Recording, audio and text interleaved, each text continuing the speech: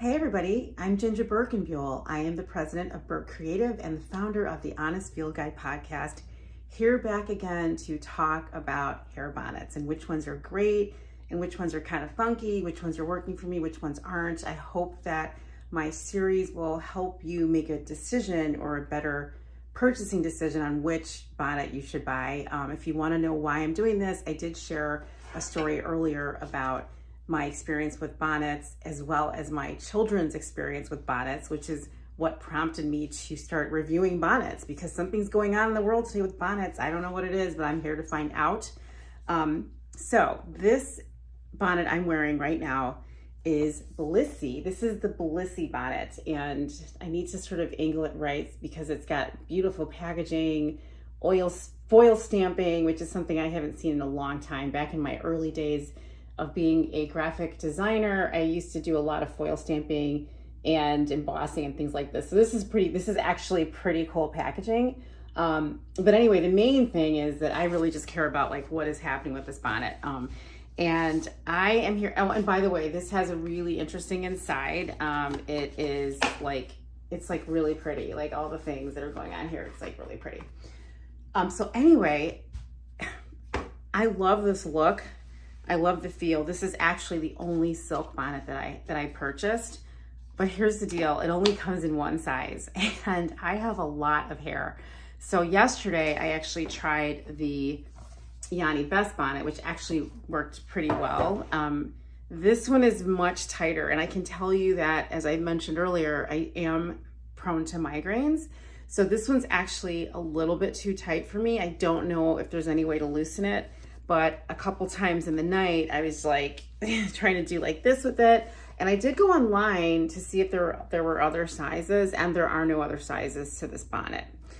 So anyway, what I do is I sleep in the bonnet, I take my shower with the bonnet on, and I take it off in the morning. I've not taken this bonnet off yet, so I don't know what's going on with my hair, but I'm gonna do it right now and we shall see because, you know, unlike the Wake Up and Be Radiant from Yanibest, which is a competitor, which is satin, not silk, Blissy, you know, brags about it being a silk bonnet. And some people swear by silk over satin because silk is a natural product versus satin, which is not. So anyway, here we go. And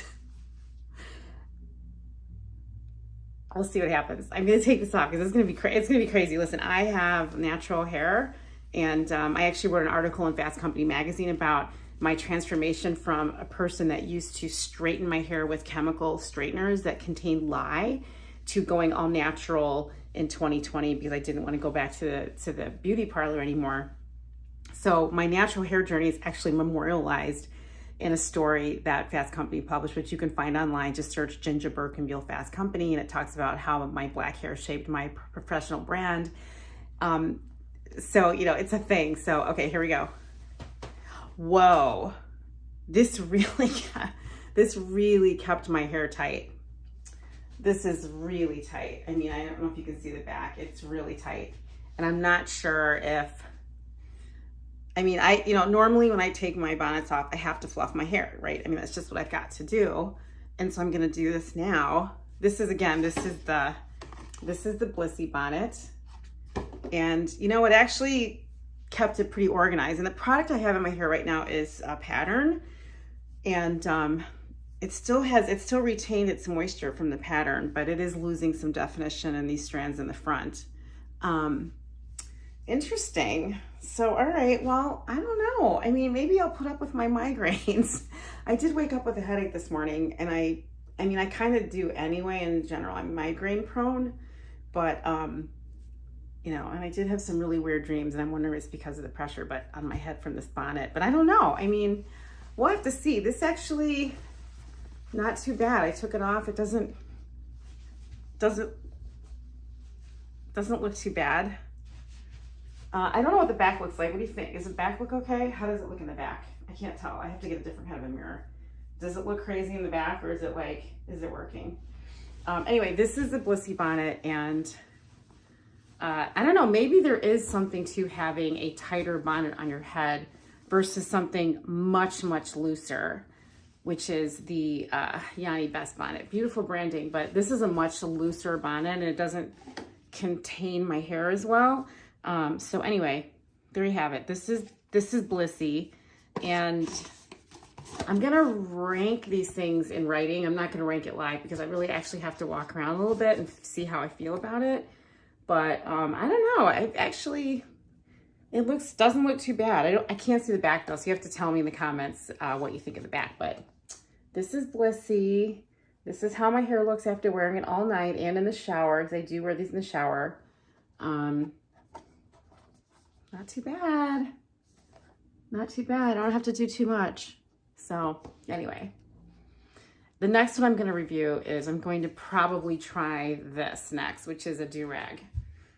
I have 3 sons and they wear do-rags, so I'm going to try this and see what happens.